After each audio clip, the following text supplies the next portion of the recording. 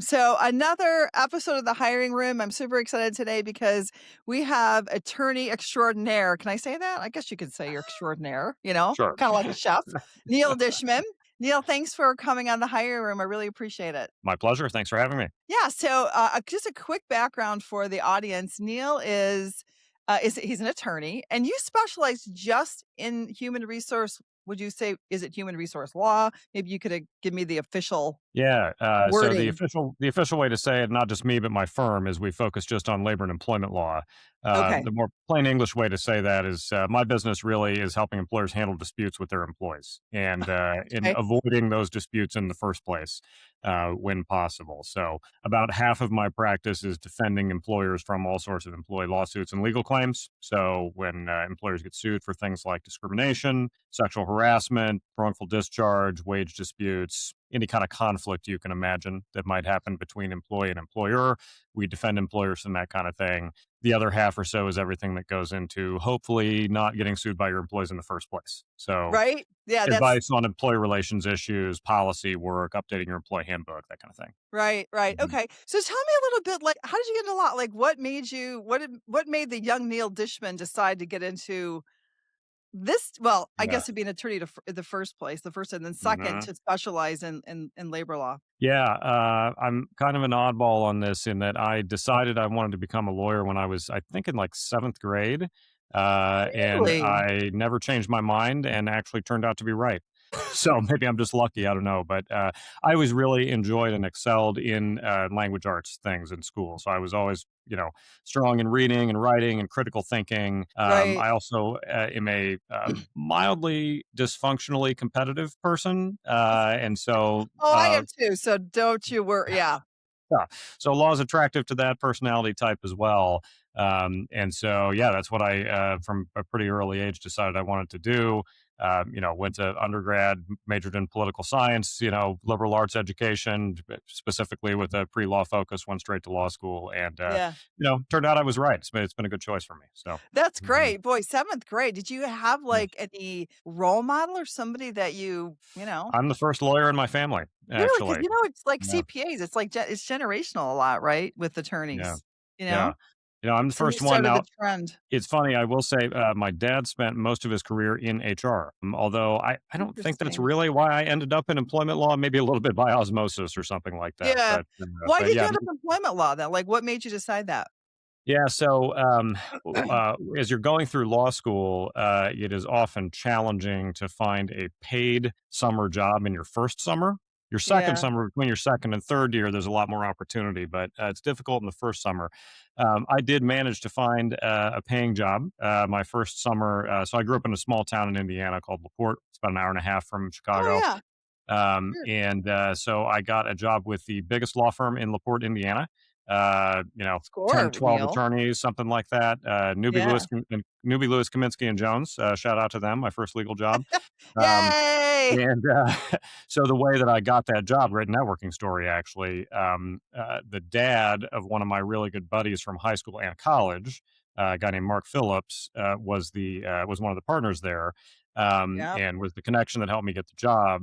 Being a small town firm, they do everything under the sun. Okay. They'll write your will, they'll do big time commercial litigation, they'll defend your DUI, handle your divorce, like they do And everything. that's kind of unusual in law, right? I mean, law tends to In be very specialized. Like, Yeah, I mean, even the in a small firms, smaller you don't see yeah. that still In that much, do you? in a small town, like, Yeah. I think it's more common to be a generalist. Okay. But Okay. anyway, my connection, Mark Phillips, he was the employment law guy there. And Okay. so, Okay. since I got the job through him, I did, I don't know, probably half my work, that summer through him, with him. Really enjoyed employment law. I love, getting to solve human problems, right? Like our cases have a really human and relatable and emotional Oh, usually yeah. aspect to them Right. that's interesting and fulfilling to me. And so, enjoying my work that summer. By the time I was looking for my second summer job in law school, between second and third year of law school, I was focused just on firms that did employment law, and I landed at Jackson Lewis, my current firm. So I was Oh, a you're summer associate. kidding me. Oh, wow. Yeah, So you grew up here. I'm homegrown, as we say. Yeah, I That's spent okay. spent the summer here as what it's called a summer associate, but like an intern, basically. And Yeah, you're a then full partner, right? I mean, what levels of partners yeah, are there in law firms? Isn't there so different levels, equity most and that? yeah, so Yeah. we're a large firm. We're one of the I don't know 75 or 100 biggest firms in the Yeah, country. you guys are huge. Most large firms like ours have a two-tiered partnership. So you start out as an associate junior attorney. Yeah. Eventually, you become an income partner or principals. We call them here income Okay. principal. Then Yeah. you become an equity principal, which is a part owner. And I've been an equity principal here for 12 or 13 years now. That's good. That's good. You Yeah. make more money then, right? Like Well, you take on more risk too because you're an owner, but yes, the yeah, potential is because greater for the sure. structure is they're like CPA firms. The structure is you're an owner as an individual, correct? Like Right, a part right, yeah. yeah. Okay. Yeah, that's Thankfully, different. Jackson Lewis is a great, business to be an owner of, so it's worked out very well for me. So it worked out Yep, really well. yeah. Okay, and I think, so we met at the HRA, I first saw you speak or present, if you will, off the cuff, Mhm, at HRA at the Halloween party this year in 2025, because that's when I joined and I started to get a little bit more mhm. involved with the people. There were the people that were fantastic, and that was a really fun event because you told some really, really interesting stories, and I don't know if you can share I don't know if you can share them in a taped environment or not. If you can, please do so because it Yeah, was as a matter of fact, I have to tell you something. I did a podcast with somebody, one of the people at HRA, someone that was there. I can't remember her name, but I'm sorry, I just can't remember who it was. And we were brought up your story that you told, and mhm, we were telling it on the podcast, and I deleted it out because I was like, I better edit this out. I don't know yeah, if I'm supposed to say this, like I didn't want to get anybody in trouble. So I was like, I better delete this out. yeah, Otherwise I'm gonna have to ask Neil if I can actually say it. But yeah, I'm sure you have some crazy things, and the thing is that, in Illinois, it's a very employee pro state, right? mhm, yeah. So that's gotta be interesting, and so tell me, like, I know that when we were at the Christmas party too, you said, "Hey, guys, there's some things you need to know." Tell me, there's some, like, big changes in '26, isn't there? Yes, and this is very timely. We're recording this here January 13th, so Yeah, this just happened a couple weeks ago. You're right, first of all, about kind of the overall climate here. I've been saying for years now about us in Illinois, we're not California, but we're trying. Okay. really? Yeah. Okay. So we've Yeah. been heading in a very very pro employee and very Yeah. difficult regulatory environment for businesses and employers for quite some time now. Yeah. We actually had less seismic changes in Illinois law this year than we've had in some previous Oh, years. Like okay. couple years ago when the Paid Leave for All Workers Act came online. That was a huge shift. But there are a couple of key things that just happened here January 1st. The two I would highlight number one is Illinois' first stab at regulating AI and employers' use of AI. Um, Really? Yep, Okay. yep. So the big headline on this one is that starting January 1st, employers are required to disclose any use of AI that basically that affects any employment decision. So any AI tool that you are using that affects your hiring decisions, your compensation decisions, disciplinary termination decisions, et cetera, you have to disclose to employees or applicants, as the case may be, depending what kind of tool it is and what you're using it for. It has to be disclosed to them up front. So Yeah. wait, let's bet but this is because that's a very broad statement, Hmm. It is. right? Yep. Yep. So Um, eight all the ATSs I shouldn't say all, okay, you're an attorney, mhm. I should never talk in generalities, but I'm going to. Just Yep. just because I don't know. So most ATSs, right? You know Hmm. what an ATS is, right? Yeah. Most Yeah. A Applicant Okay, so tracking most system. Hmm. ATSs, um they have a built-in AI function, supposedly, most of them do, right? And that's from under my understanding. I don't use an ATS like corporations would use it. Mine Hmm. is just like a database to track people. I don't use the functions to rank people and all that kind of stuff, because what I do is a lot different than I'm not fielding volumes of information. That's not what I do. Yeah. But but anyway, but I think most of these tools will match a ranking based on how they whatever your criteria is for ranking somebody and how they I guess Hmm. how the written resume, if you will, matches. Maybe they use a job description, I would assume. Maybe they actually prioritize keywords. I don't know how it works. Um, but they rank people. That's pretty certain. That's AI. I mean, Yeah. right? would that be defined as AI? So how do you Yeah. disclose it, and what are they trying to what are they trying to accomplish with the disclosure? Hmm. First question's a lot easier than the second one, Alright, tell me the although first that one. one's a little bit, vague as well. So the Illinois Department of Human Rights actually just put out some proposed regulations on this in the last few weeks here. Okay. So we're still kind of absorbing what their, the tentative view of the details of this, should be. But, they've got some criteria there where you need to disclose, I believe the name of the tool, the company that provides the tool, general description of what you are using it for. And if I remember right, I think a contact person at the company to direct any questions about this to. So to take that into your world, like the interviewing and hiring world, let's say you're Wow. using a tool to do the first screen of resumes and give you recommendations as Yeah. to who you should interview, something Yep. like that, right? Yep. Um, They're doing the so they're doing the first selection, so AI is doing the first non-human selection, so to Yep. speak. Yep. Yep. So somewhere in the process, whether this is on the job posting or perhaps on the application form, somewhere like that, you're going to need to disclose to anyone who applies to this job that you're going to use, XYZ AI tool that is provided by ABC company, and that you're using it for the purpose of screening resumes for suitability to select people for interviews. And like I said, a few other details that have to be included there.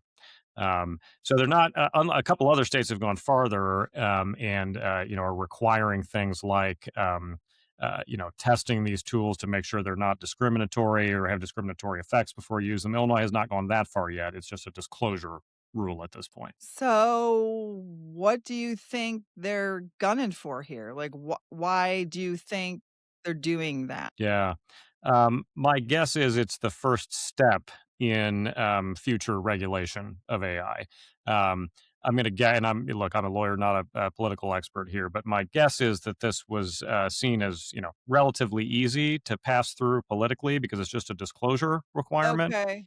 I'm sure there are plenty of folks in our state legislature who would like to restrict employers from using AI or to, increase their potential liability if they use it in a way that turns out to be discriminatory and so forth.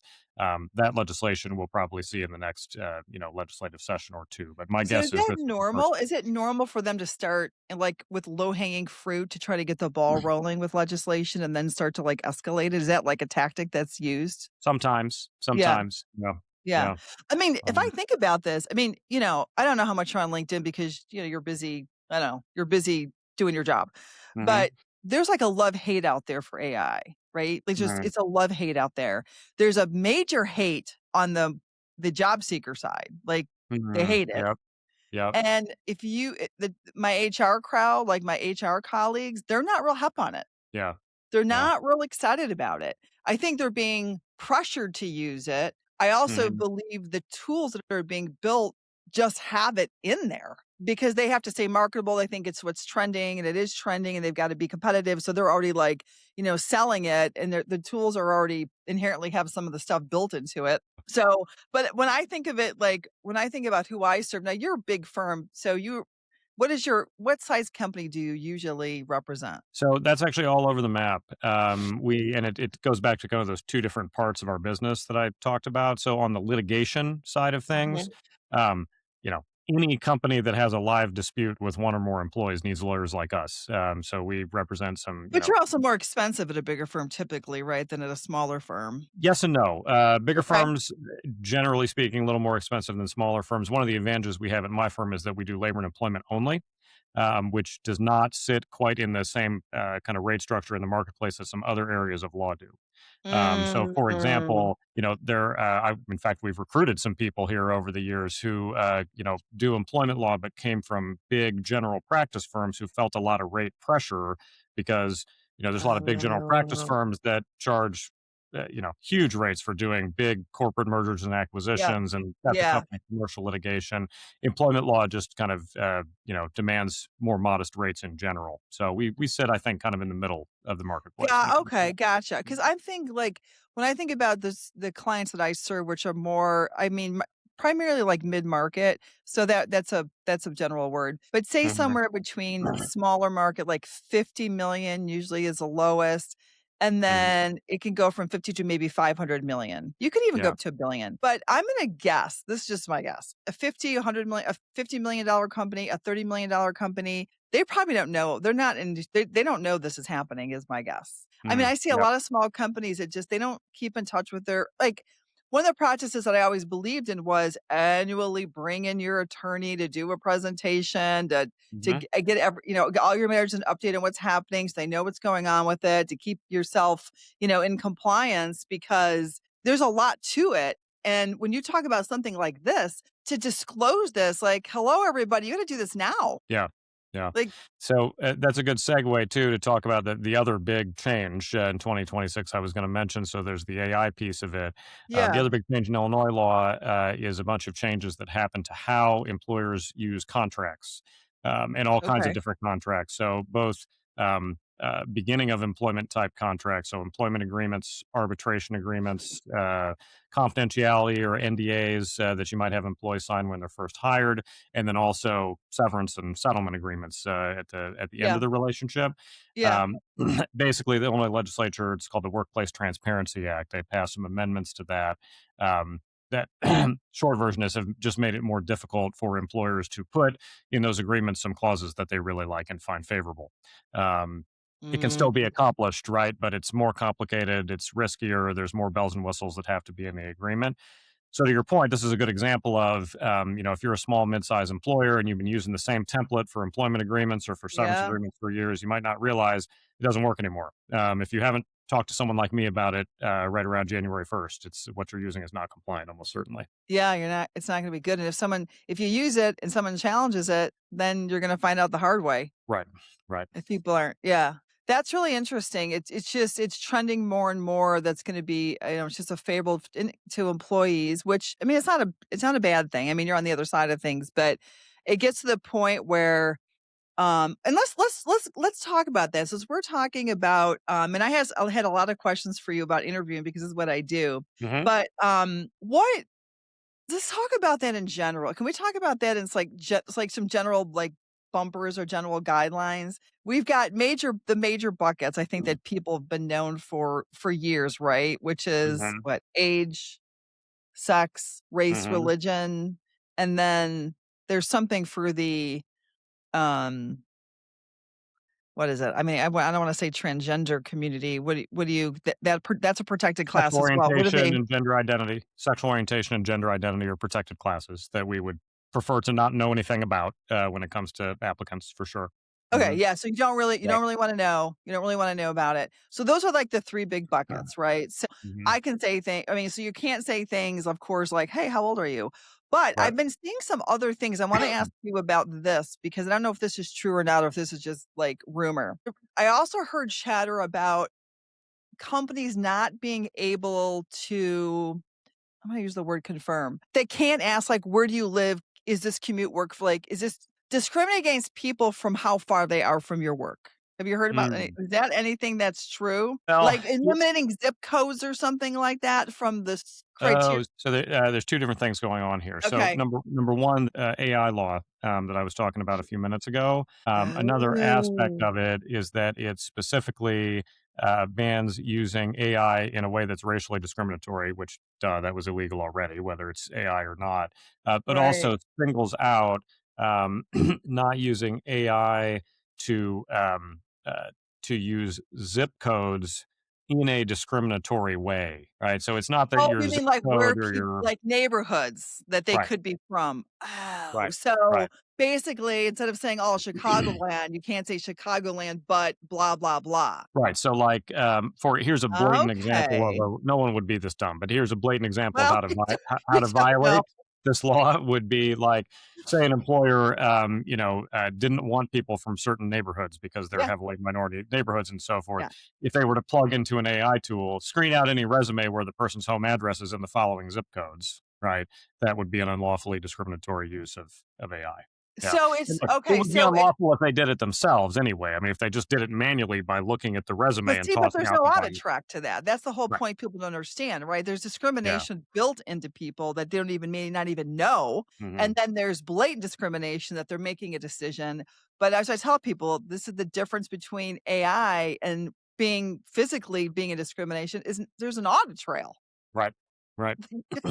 I mean, Yeah. you go to court, Neil's like, "Oh, this is easy," or Mm, not, because mhm. I've got a whole That's my right? I opponent that got would it. say this is easy. Yeah, Yeah, yeah, exactly. I got a trail. Yeah. Otherwise, you'd have to show, like, a pattern for somebody, and I like, it'd be a lot more complicated. Alright, Mhm. so it's not so much that so it's really got nothing to do with how far they're driving. It has Right. to do with the limit so I didn't know that. So this is interesting because I feel like that was wrong. I feel like people misinterpreted that. So let me ask you this question. So you can't can you say to somebody, "Hey, Joe," because I actually did this. I did this recently. I did a placement recently and the guy was like an hour and a half from the job. Mhm. Okay. The company, it was like a unicorn. We were trying to find a unicorn. It took us months.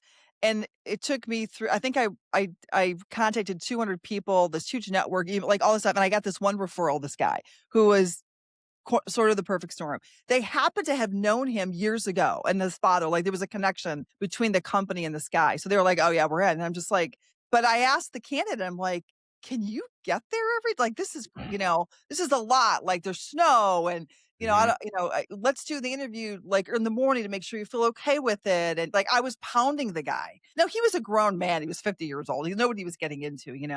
But I told the client, I was like, he's an hour and a half away. Are you cool with this? Don't call me if he doesn't show up on day 91, Mm.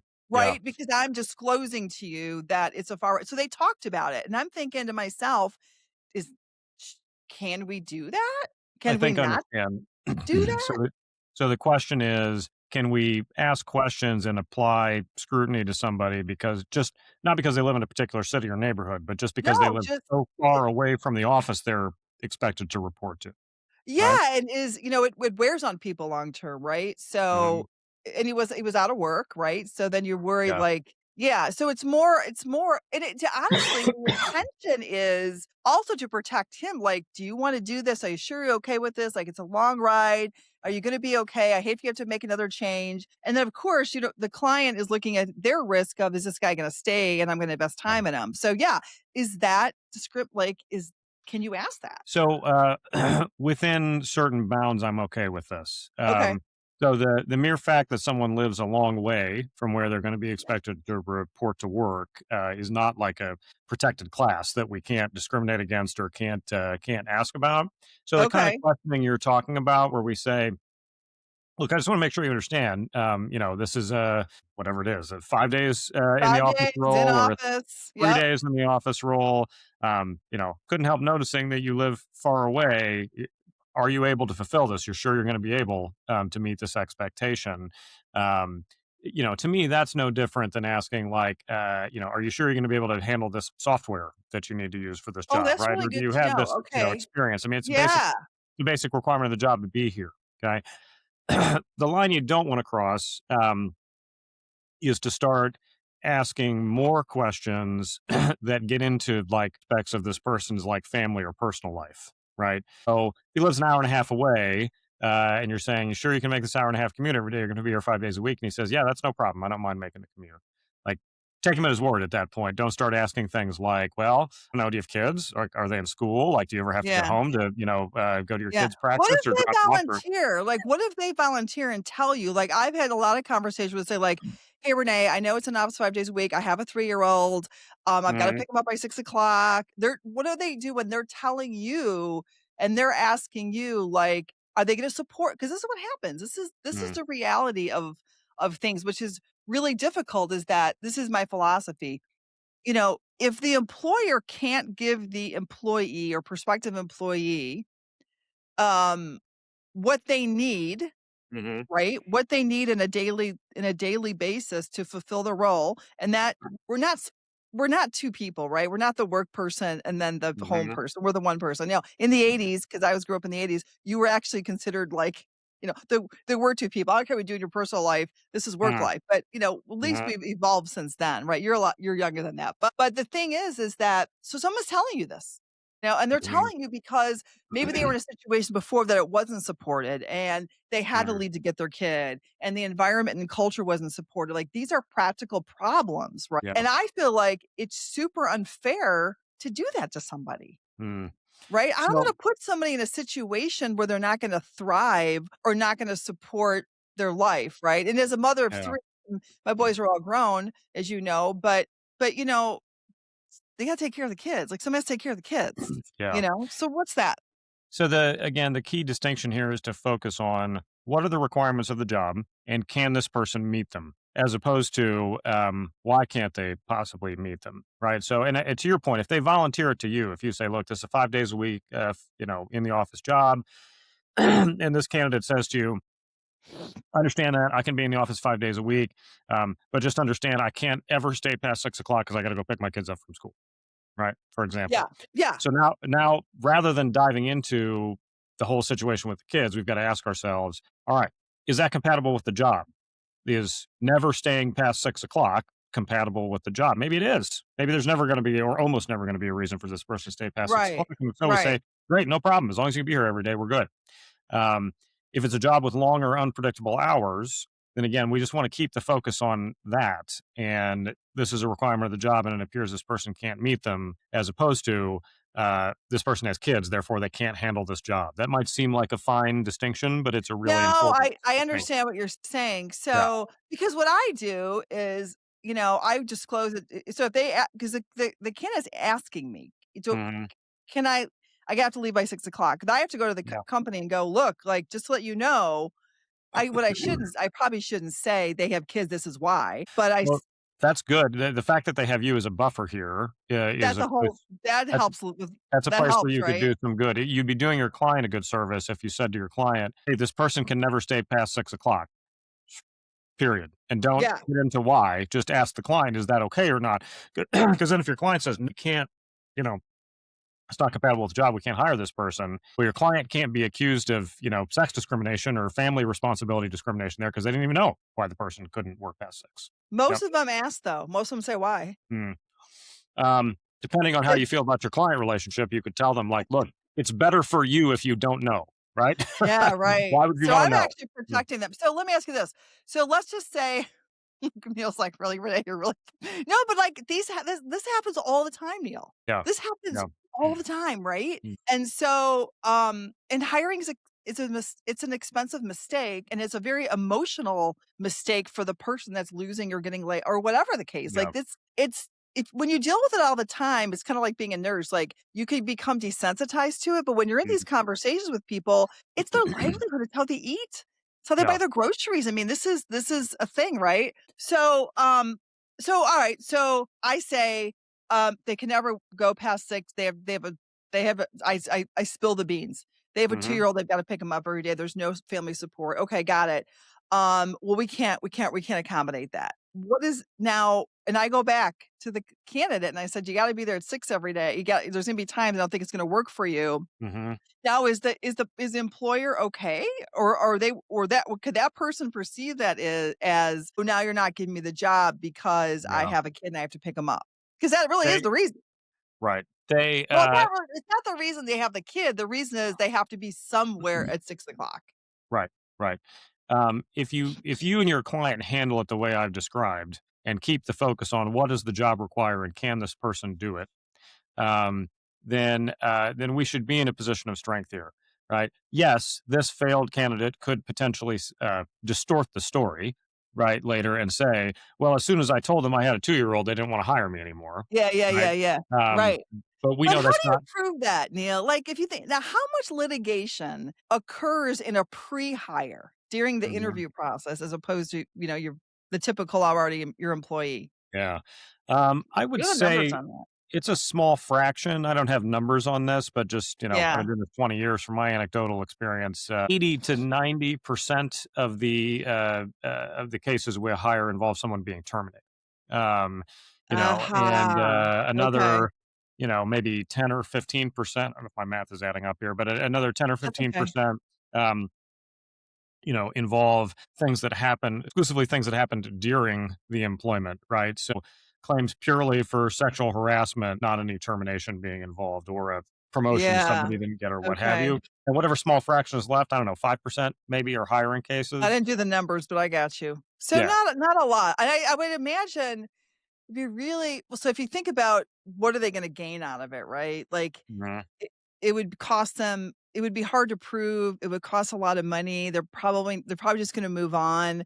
I guess if if there's a pattern, right, that emerges over Mhm. time, that would be something that the company would really need to look at, but they'll probably look more at, like, the mix of who they've already hired, whether they're discriminating or Mhm. looking at demographics or even zip code, so to speak, of the people, but, I think it's really interesting because I think sometimes there's hiring mistakes because the people on the front lines in the company, recruiters, HR people, whatever, I think maybe they don't understand as well as we think they do of really how to handle those interviews, right? Yeah, And right. maybe what I see hiring mistakes, they just didn't get down to the information they needed to make sure that it's more about is that environment or that scenario or whatever case may be, is that gonna be able to support the needs of the person that you're hiring? I mean, Yeah. really gets down to that. And it could be, strategic things like growth and it could be all that kind of fun stuff. But sometimes it's like practical family things that people are just trying to like Mhm. maneuver around too. And I think that, maybe they run a little bit too scared and the process isn't tight enough and they don't get the Mhm. information they need to make the right decision, if that makes sense. Yeah. Does Yeah. that make sense? It does. And to finish the thought on your question about litigation, again, I have no numbers on this, but anecdotally, it seems to me that when we do have litigation over hiring, Yeah. it's often over what I'll call more procedural things. So things like if you're doing criminal background checks, for example, Oh, yeah, let's talk about that because there's a there whole was a bunch of change I's. in that a couple years ago, right, in Yeah. Illinois? So there's a bunch of I's to be dotted and T's to be crossed to do criminal background checks correctly and safely. Then you've got to be thoughtful about the way that you make decisions based on the information. Um, but that's a place where we do see some litigation over hiring, and in some cases, class action litigation. For example, you've got certain forms and authorizations and so forth you have to use correctly with the correct language in them under the Fair Credit Reporting Act if Yeah. you're going to do criminal background checks. And if you're not doing it, or if your forms are wrong, that's like a class action in a box, basically, because you violated the rights of every single person you put through a criminal background check. So Oh, that's a okay. that's a big danger area in hiring. We don't see a whole lot of kind of one-off. This company didn't hire me because of my race or my sex or my age or what have you, but it does happen. It happens from time to time. So clear up for me and whoever's listening, um, a couple what year was it? There was a big change in the criminal Yeah, in using criminal, right? And, so I'm not even gonna muddle through it, just yeah. I'll let you take it. I think what you're referring to is, I don't know, 3 or 4 years ago, maybe, some amendments to the Illinois Human If it Rights didn't Act. if what came up didn't affect the performance in their job or something, you still had to hire them, even though you knew all that kind Right. of stuff. Yeah, tell me about that. So before this changed 3 or 4 years ago, the only restrictions on, criminal background checks and using criminal convictions and hiring decisions were all procedural. As long as you got the paperwork right, you got the right authorization, you Okay. sent the right letters with the right language in them and so forth. The law used to not really touch your actual decision itself, like what you did with the information you got back on the background check. Right, because I remember back in the day, just let me pause for a Mhm. second. I Yeah, remember having these conversations, and I'm thinking like, I don't know, mid-2000s or something, and yeah. it was in the middle of I remember the company, it was Viscay's company, and I remember the hiring manager, and I think it was an analyst or something, and a DUI came up. Mhm. Back, a couple years before. I think the kid was in college or something. And so we called the company, I'm like, "Hey, DUI show is is an analyst. They're not gonna be driving anywhere." But then they were like, "Okay." And they were like, the hiring manager was like, "I don't care. He was in college. Like, whatever. He drank too much. It's fine. He's gonna have one in 6 years. We're good to go." But I remember that they could say no. And I remember having Mhm. conversations with candidates saying, "Hey, they do a background check and they do a credit check. Is there anything you wanna Yeah. tell me?" And you would ask for disclosure of that on the application. Oh, well, and that's a no-no now too. That changed several Have years you ago, 10, have you 15 get years ago. this is a long time ago, but are Yeah, you a convicted felon or a misdemeanor, and you asked to check the box and you asked to disclose it, and it was used right. because, like, they would sign that application old day, they would sign it, and Mhm. then that they were saying that this is the truth. Okay, Yeah, so go yeah. ahead. So it used to be till 3 or 4 years ago, employers had not completely, but fairly free rein on how they made decisions about whether or not to take a conviction into account in a Right. hiring decision. Right. what changed 3 or 4 years ago is that basically now the presumption is that you cannot use a criminal conviction to disqualify somebody from a job. Like that's the baseline, unless you, the employer, can carry the burden of fitting this into a couple of exceptions. And I don't have the exact language in front of me, but it's essentially whatever crime they committed, were convicted of, the circumstances that led to that crime are going to recur in the job that they're going to do. Here's a really blatant example of that, right? Like, Give me a uh, blatant if example. you're hiring somebody to work in your finance department, and they have a conviction for embezzlement from their last employer 2 years ago, You can you can say still no. bounce them because of that for sure. Because obviously that crime, like the chance for them to embezzle, is going to happen again when they're working in the same. What if it was, like, assault with a deadly So, weapon? so that's exactly the challenge now. Is that um, this isn't what the law says, but I think it's the easiest way to think about it. We can no Yeah, longer make like moral decisions about people's criminal backgrounds. We are limited to making risk decisions. Right. So the really difficult one is but isn't uh, that risk? I mean, you're you're going like, to you're hire obligated to protect your employees, right? So you're going to hire somebody in your finance department, okay? But it's Yeah, not embezzlement this time. This person was convicted of an act of violence in in a domestic dispute yeah, that they had recently. his Um, wife, whatever. Yeah, right, 2 in the morning, drunk, having a huge fight. yeah, Uh, you know, uh, yeah, Right, that kind of conviction. yeah. Well, those circumstances aren't gonna recur in your finance department, right? This person's not gonna be drunk at 2 in the morning arguing with, with their lover in your finance department, so there's that risk doesn't really exist. You can kind of There's kind of a more, vague category where you can, say, like, does hiring this person, pose a significant risk, to other people, to themselves, to equipment, property, etcetera? Um Right, right. but that's a big stretch, and so whereas in the old days, lots of employers would have said, We don't hire wife beaters here. We don't want that kind of person working here." Right? Absolutely. I mean, Right? look at what happens. Okay, let's go back for a second though. Look what happens at the NFL. Mhm. Mhm. Okay, so Yeah. how do they get away with, like, disciplining these guys Yeah. for domestic issues? It's not gonna happen on the field, Right. Right.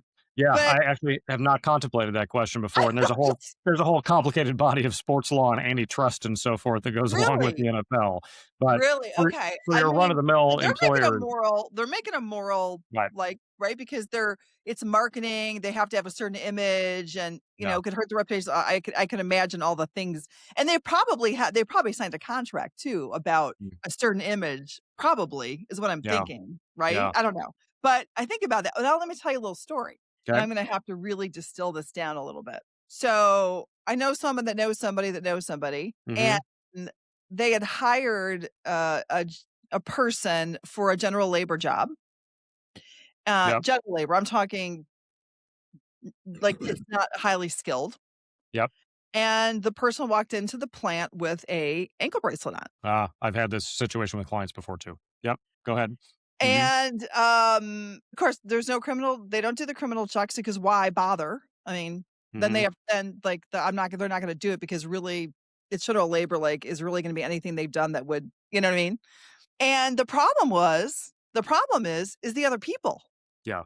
Yeah. So all the other employees are in an uproar, especially the females, Mhm. because they feel unsafe. Now, if you look at it from the person's standpoint, I mean, if I look at it from both angles, I see both sides. It's like there's an ankle bracelet, he's allowed to work, he should be Mhm. able to work, right? All that kind of stuff. But again, some of these things become like a practical problem. So now you've got this culture. So tell me, like, Yeah. No, it's funny. I've had this exact situation with clients before. One that comes to mind. One of my clients actually had this. Excuse me. sorry. With someone who works in their HR department. So typically, like my contact, the person that I work directly with, and most of my clients is the head of HR. Sometimes an in-house attorney, but we work with HR a lot. And So yeah, the HR person was one of the my person clients that one of my clients called me and was like, "Somebody who works for me, like an HR generalist in my department, we just noticed at a meeting today had an ankle monitor on. Now what?" Right? So, um, we may are they be hard to hide is it hard to hide those? I don't know. I'd be Thankfully, I have wearing no boots. personal experience with that, so I don't know, but, uh My last my last speeding ticket was when I was 16, and I have no skeletons. I'm a very boring person. So yeah, Yeah. no idea about the ankles, but, Yeah. But no, I mean, the crazy. first thing is to find out what's going on here, right? Like, has this person actually been convicted of a crime? If so, we can go into that kind of risk analysis that I talked about. I mean, Okay, your wait, fact, time out. yeah. Wait. So let me understand this. Employee walks in, Hmm. ankle bracelet. As an employer, you can address that? You can address that with that person? Yeah, yeah. You can certainly ask them why they have it and what's going Okay. on because that it may lead to information that bears on their suitability for the job. Right now, we would not want to just knee jerk say like, "Oh, that person's got an ankle bracelet on; they're fired." Like, we can't have anyone here, with an ankle Yeah, you monitor. can't just but you Right? can investigate. Yeah. Well, we now have reason to believe this person may have been convicted of a crime, and if we don't know what that crime is, it's possible it might bear on their suitability for the job. So yeah, I'm okay with some kind of careful, tactful, limited questioning about this to find out what's going on. And if it turns out they have been convicted of a crime, then we go into kind of that same rubric we just talked about. Like, whatever crime this is this something they're going to have an opportunity to repeat? Does this crime mean they pose a risk, like a significant, specific risk to us here? Um, What would be a significant like, so if you think about I'm just trying to think here, like, if you're doing general labor, mhm. right? I mean, and what crime would you what kind of a crime would you commit that would make you not eligible to work? So think about If you things did it that at another job or something, that'd be our best case for it being something we right? can rely on, You right? threatened So, somebody at another place of work while you were right. working. Okay, I'm picking this up now, Neil. Right? Okay. Or the person was convicted of some sort of theft or embezzlement or what have you, even if it wasn't from an employer, right? If they Oh. have a recent history of being convicted for stealing in some way, and the job they have with us gives them opportunities to steal valuable stuff, we could perhaps rest on that. Um, so yeah, it's just the big shift, like I said, is we. You may be getting a client referral here when I when Yeah, I hang up, I may be calling the GM and saying, yeah. "Did you call an attorney about this?" Because 'Cause I'm not sure that they had I don't know, maybe they did, but who knows? But I'm gonna give 'em a call, Yeah, you know? yeah. But yeah, the big shift here, like I said, is we can no longer make like moral judgments, right? About someone's criminal history. It's got to be tied to some kind of actual risk if we're going to Okay, let rely. me ask you this other question. Yeah. What about sex offenders that are listed on the sex offender list? So I would put that through the same kind of analysis, right? Okay. In other words, I would not knee jerk reject somebody just because they're on the sex offender list. Yeah. Um, but find out what we can about the circumstances of the conviction that led to them getting on the list, and then make that same kind of risk analysis. I don't know if this is actually true, but I've heard this before that like, if you're like drunk in college and get caught like for public urination, right, that kind of thing, like that can and land you on a sex offender list. I don't know if that's actually true, but you hear things like that where like Oh, just really? that someone's What? on a sex offender list doesn't necessarily mean they're like a serial child molester, right? Right, Um, or rapists or something. right, right. So again, Interesting. the thread that runs through all of this when it comes to criminal issues, sex offender, et Yeah, cetera, is to not have blanket knee jerk reactions, right? So we don't want to say things like, well, we would never hire someone who's on the sex offender list here. We would never hire a felon here, et cetera. It's yeah. always going to have to come down to a case by case. Can we fit this into an exception in the law? Do you see a decline of, people even bothering with criminal background checks? You know, Because like, once you do anecdotally, it, you can't it, unknow, you know? yeah, anecdotally, it seems like that's driven a little bit by industry and economy, how the economy is doing. Oh. I know of some employers who stopped doing background checks, during times when the labor market was really tight and it was hard to hire qualified people, right? Well, Especially, it's still like that in the general labor market. They still yeah, can't get people in the I've factories and stuff. I've had some clients that have said that, like we just, we can't keep projecting, Yeah. people at the rate we are because we can't keep ourselves staffed. So like we're just going to have to lower our standards, so to speak. Yeah, Um, they didn't I know no, some of these, clients of mine have dropped, like, any kind of drug testing. They only drug test mm, if they're acting goofy on the job, and then they pull right, them out from a liability. But yeah. they're like, with marijuana being legal by the state and illegal Mhm. federally, like, I just they just don't even bother with any of that. They'll drug Yeah. test on illegal substances, but they Mhm. a lot of them have been eliminated cannabis, which I think is probably makes sense. I mean, I Yeah. don't even know how that would work. Yeah. I mean, can you refuse to hire somebody in Illinois for if they're a non-medical cannabis? Because Uh, it's in the state is legal, right. but federally it's not. So I would not recommend that. Okay. So there's a couple things going on here. Number one, part of the challenge with cannabis is that unlike some other substances, Stays in your system. yeah, Yeah. there's still no test that can tell you, You did just this smoked person it. use cannabis in the last 4 hours? Right. The way Right. you can with cocaine and things like that. And so Right. Yeah. any positive merit. Now, as I understand it, there are some companies that have been working assiduously on this, trying to come up with the Oh, I'm equivalent of sure like a it would. breathalyzer for marijuana. Yeah. Um, but last I knew, that hadn't actually happened yet. Um, so yeah, a positive cannabis test means that the person has used cannabis at some point, like in the last, I don't know, 2 weeks or 30 days or something like that. Yeah, it Uh, could be longer because it depends on your weight, it depends on your, like, yeah, your fat and muscle if ratio, they how used it long off you duty, use. if they used it Uh, off duty, then that was lawful, and we cannot take any action against them because of yeah. that. So, typically, what we recommend is to not test for cannabis, or to not take action on any cannabis test, unless, to your point, there's other evidence. So, somebody gets into an accident at work, right? Smells like marijuana, is slurring their Yeah. speech, etc. Yeah, Then we then they'll. send them for a drug test, and they test positive for cannabis. Add all that up, and now we've got a pretty good case that they were under the influence at work. Right? Yeah, and they'll do that obviously, they do that for alcohol, alcohol or, anything that they think well, because, I mean, if you're working with machinery, it's Mhm. a huge liability and a liability to everybody around you. Gosh, I'm sorry, I feel like I've been see, I'm such a nerd, Neil. Did you Yeah. know that I was studying for the LSAT as a young woman and I was gonna Yeah. be an attorney? Okay. And I didn't do it, and I didn't do it, and now I get it, like, because, um, you said people who are highly competitive tend to be attorneys.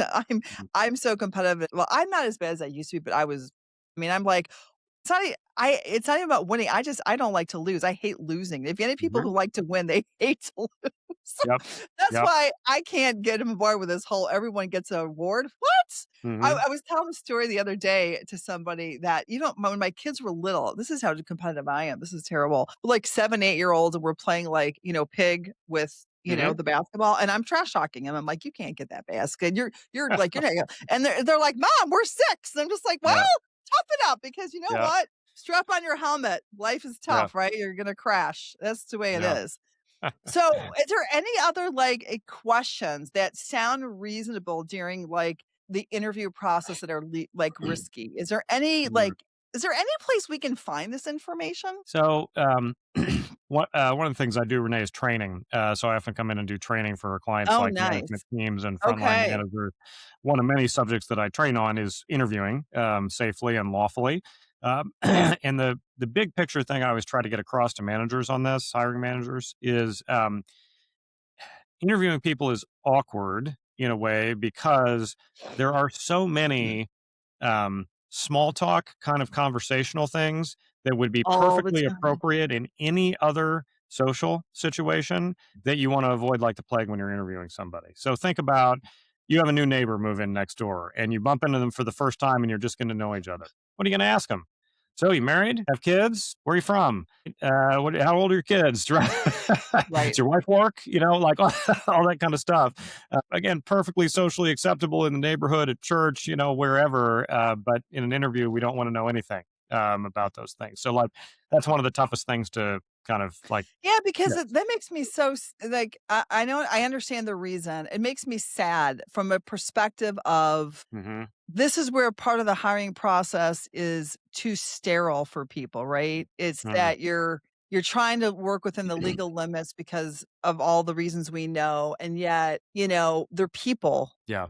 You're Yeah. hiring people. You're not commission. You're not like leasing a car. You're not buying equipment. You're Mhm. not.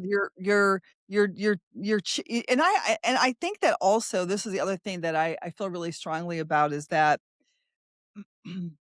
unless you're really having I think the conversations I have as an executive recruiter are much more in depth than what you have on the company side, Mhm. and that's that kind of that buffer is like the third party, right? Like you're not, you are representing the company, but you're not part of the company. So it kind of puts you in this a unique position, which is actually a benefit, I think, to everybody involved. But you know, I think that that people don't understand, or maybe people in the on the company side lose sight of what an impact that decision is on their daily life and their family when they choose a new job. You know what I'm Mhm. saying? Like, think Okay. about yourself right now. You grew up here. You grew up where you're Yep. at. If you left to somewhere else, think about what that would do to your life. Yeah. Yeah. I mean, it's like your whole life, something you've been doing, walking into that same office for 20 years, Mhm. seeing probably a lot of the same faces, the same parking spot. Like, you know what I'm Yep. saying?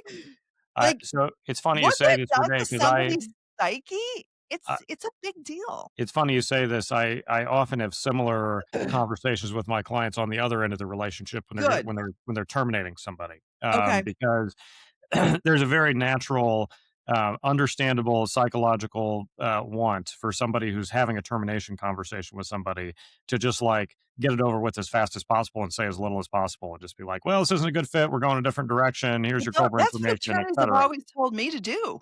Right. Well, Less said better. so my point is you do want to and should explain the reasons for the decision, right? Explain to this person why it is we've decided to terminate them, not Yeah. in excruciating detail, right? You know, like you don't need to catalog everything they ever screwed up, right? Or why they're a poor Right. performer, but like the basics, right? You should go over why we made this decision. And the reason for that, to your point, is that you know, you may be an HR professional who unfortunately has had to terminate 100 people, right, in Yeah. your over the course of your career. And so this is Yeah. kind of part of your day-to-day job. Remember, no matter how much this person like maybe deserve to get terminated if they're a poor performer or it's misconduct or something, it's going to be one of the worst days of their life. Like this Yeah. conversation you're having with them is going to be one of the worst conversations they've ever had, right? Yeah. So approach it as such. Yeah. You know, I really like that you advise like that, because Mhm. in recruiting, when I owned I owned a couple firms in my back in my day, and I was firing, like I feel like I was firing every Friday, Mm, because it's so performance driven, right? Or people are like, I'm a connector, I want to be a recruiter, and then they're like, oh, it looks like easier than it really mhm, is, or mhm, it's more stressful than people really think that it's going to be. So even though you tell them, even though you paint this picture, but my whole thing, and I stand by this, is I think a surprise firing is the most unfair thing you can do to anybody. Now, mm, I'm not talking mhm. about something that's egregious, right? Like someone Right. comes in the office and they punch someone in the face. And I don't mean things like that, right? Yep. But where you have a poor performer over time, and they don't know when they're gonna, like, they don't know. That's the first time think that is so irresponsible and Mhm. ridiculous, is that there should be, and this isn't even about documentation on all that stuff. This Yeah. isn't even about being compliant. This is about being human and saying, having before when I fired somebody, they knew it was going to happen, because we already had, Yeah. 3 months of conversations of how this wasn't gonna probably make sense for them and what we needed to do and how we're gonna get where they needed to go. Where one Mhm. time when I fired someone, she's still a friend of mine. She still hires for me. She was like, "It was the best day of my life because you made the decision that I needed to make." It wasn't that she was Mhm. doing anything wrong. It was she was in the wrong seat. She was in Yeah. the wrong job for herself. It wasn't a good match for who she was. And she was like, "Oh my God." And she worked so hard and she wasn't getting a results on it. And she was like, "Oh my God, thank God. You just like, thank you." So there's a way to do it to keep Mhm. people's dignity, you know? Yeah. Yeah. There's a way to do it. I always thought I was really good at firing. I could probably Mm, train people on firing. But I mean, mhm. there is a way to do it in a respectful manner. Again, the outliers of something that's really ridiculous, I Right. would have no problem walking someone out that just would probably be like, I would have no problem with that. Like, I Right. don't feel bad for someone who would be impulsive, that didn't think about the consequences. This is part of Yeah. being an adult, you know? No, But you're I'm really exactly glad. right. Some, I mean, if someone gets caught stealing and you terminate them, they're gonna be surprised that they got caught. That's different, right? That's But different. any sort of run-of-the-mill performance, attitude, attendance, bad fit, whatever, kind of Yeah. termination, they shouldn't be hearing about the problem for the first time in the termination Yeah, conversation. because I think Yeah. if you're having attendance issues with somebody that doesn't punch a clock, let's say it's someone like you and I, Mhm. that are professionals that manage their own time, right? But for some reason it's a craw on someone and you don't know it, that they think you're chronically late, and they're like, "Hey," I mean, it's your job to say something too. You just can't defend on, well, you should Right. know. No, no, no, no, no. Like you need to say, hey, buddy, I have fired someone in my past for being late. I fired someone for it. Yeah. I Every time he came in, I'd be like, "Look, here's the deal. It's an eight Mhm. o'clock start. Here's why. If you come in again after this, it's it. Like, I'm not kidding you. Like, you're." And then he came in, and then my partner let him slide again. And I Mm. said, "Okay, so we're gonna be back in here next week." And we were back in here next week. And the Yeah. next week it happened again. Yeah. And I was like, I don't know what to tell you. Like, set your alarm earlier. I don't know what to tell you, but Mhm. it was a requirement of the job at the time. Now people are a lot more flexible. I'm a little bit old school, but we had a meeting in the morning and he wasn't present. And then you had to like catch him up. And it was just like, wait, just get here on time, you Yeah. know? Yeah. And he was crying. The guy was crying. He was just Mhm. like devastated. I'm like, but you knew this was coming. I told you what the rules were and I gave you like 3 chances and you Yeah. still did it in 3 weeks. And this is gonna so there's a way to do things that are fair. And the other thing you have to remember is the other employees are looking at you. Mm. They're Yeah. looking at how you're handling everybody else, in Yep. the culture. Yep. And, it's not a fun position to be in. Like you said, there's HR people that have had to let go hundreds of people. It's terrible, Yeah. you know?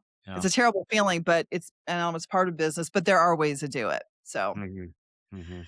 well, you're just a wealth of information, Neil Dishman. Oh, Thank you so thank you. much for all this. Is there anything else that's enlightening that you wanted to I know I've kept you for almost an hour here. Is there Mhm. anything that you wanted to, like, say in closing or any, like, advice or anything? Gosh, no, we've covered quite the gamut here. We haven't. Yeah. I have one last question for you. Okay. So, so I told you I built out a whole like hiring ecosystem from end to end, and can take this system and you can put it into a company, right? I'm doing Mhm. master classes to teach people on the ground how to do it, but really it's like the whole ecosystem.